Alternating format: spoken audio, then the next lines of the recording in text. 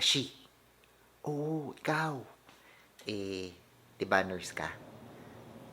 Di ba gusto mong pumunta ng US? Interesado ko bang malaman kung anong difference ng direct hire saka agency hire pagdating sa nurses papuntang US?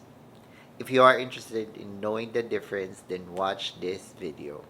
Lika na, manood ka na, mabilis lang to, promise.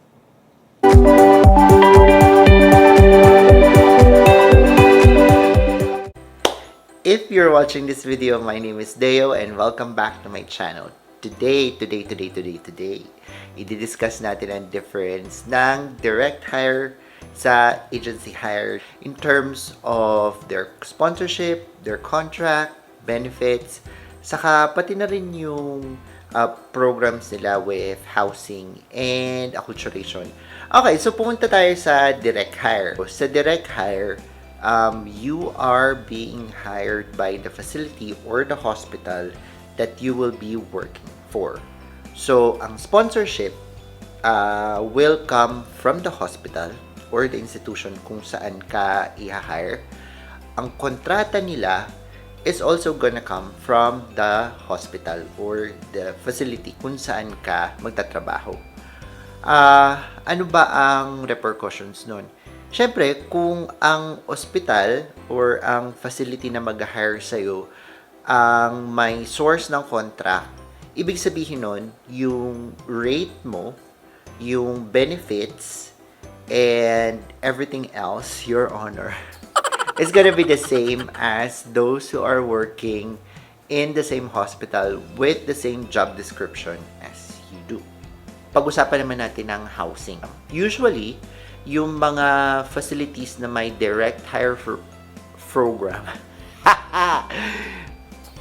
Yung mga facilities na may direct hire program, syempre, meron din silang acculturation program. So, yung acculturation program basically provides new employees, especially yung mga immigrants, ng assistance sa housing or kung kailangan ba nila ng kotse, etc. para makatulong sa pag-adapt nila dito sa buhay sa US. The only thing about direct hire facilities, and I'm not generalizing because there may be one or two programs that are different from the rest, is that the cost of migration will be shouldered by the prospective nurse. Ibig sabihin, yung gastos mo for the exams, yung mga CG, NCLEX, IELTS, mga pa-visa screen, and everything there is, your honor, will be shouldered by you and yourself. Syempre, medyo magastos din naman ang papunta dito sa US, especially kung ang ipoprocess mo is including you and your family. Sa agency hired naman, ang sponsorship will of course come from the agency that you will be hired in. Yung kontrata will be drafted by the agency na mag-hire sa'yo. When it comes from, not from, but to. Okay, ulitin natin yan. When it comes to the job description, that would depend kung saan facility ka magtatrabaho. So, your job description will be the same as those working in the same facility that you are working. Pero, ang difference is because you are employed by the agency, yung rate, benefits, and allowances will depend on the agency's protocol. Sometimes, yung kanilang rate, or most of the time pala, yung kanilang rate, yung kanilang mga benefits, saka yung mga kung ano-ano pang mga allowance is dependent on their protocol. At most of the time, mas mababa kesa what is being offered by the hospital. Bakit? Kasi it's business. Hanggang doon na lang ako. When it comes to housing and acculturation program, again, I'm not generalizing, pero most of the agencies may or may not give you housing and acculturation assistance. Pero most of the agencies would advise that before you even move to where you're going, that you've already had a place or you have rented out a place where you can possibly stay. Ganon. Last is the cost of migration. Dito naman, merong advantage ang agency because if you at this point in time have no means of, paying for your examinations and for the requirements necessary for you to migrate to the US, ang agency ang magsha-shoulder nun. Or if you've already had paid for some of the requirements, they would reimburse them for you. So, ibabalik nila lahat ng mga nagastos mo sa mga exams, sa mga processing fees, in exchange, of course, for your service for a certain period of time.